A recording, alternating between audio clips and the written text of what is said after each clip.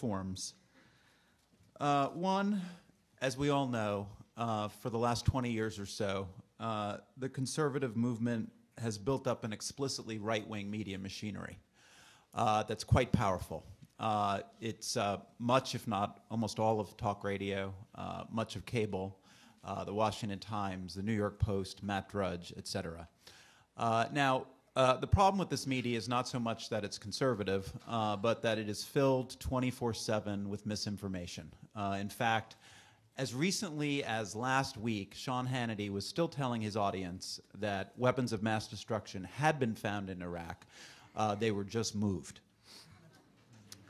The second part of this, which is not necessarily as well understood, are organized conservative movement organizations, well-financed, coordinated, very well integrated with the Republican Party apparatus, that explicitly pressure and push back on the media, issuing claims of liberal bias that really end up being problems that they have with factual reporting that don't comport with their ideology. And we've seen this from the White House. We've seen it from organized groups like the Media Research Center, like James Dobson's Focus on the Family.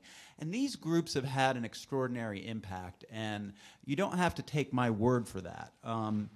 There was a symposium at Harvard University just the weekend before the Democratic Convention in 2004, and you had 4 network news anchors on the stage openly admitting and referring to this Media Research Center as a key reason why the media failed to ask the critical questions in the lead up to the war, causes self-censorship and second-guessing in the newsroom, and causes them to go more easy on Republican than Democratic administrations. Finally, that controversy over the ABC movie, The Path to 9/11. We were heard there too. The movie was deeply flawed. There was a huge public outcry. Certain scenes were changed. Scholastic Publishing had entered into a corporate agreement with ABC to promote the movie in classrooms and had teaching materials to go along with it. We fact-checked those materials. We found that the materials asserted things like Iraq was involved in 9/11, clearly bogus. We posted that. Our activists went to work, and within a day and a half, Scholastic pulled all those teaching materials. So again, we can be heard.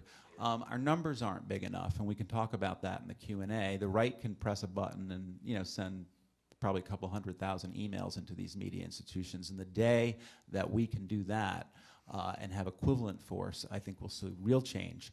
But we're building to that day, and we'd like your help doing it. Thank you very much.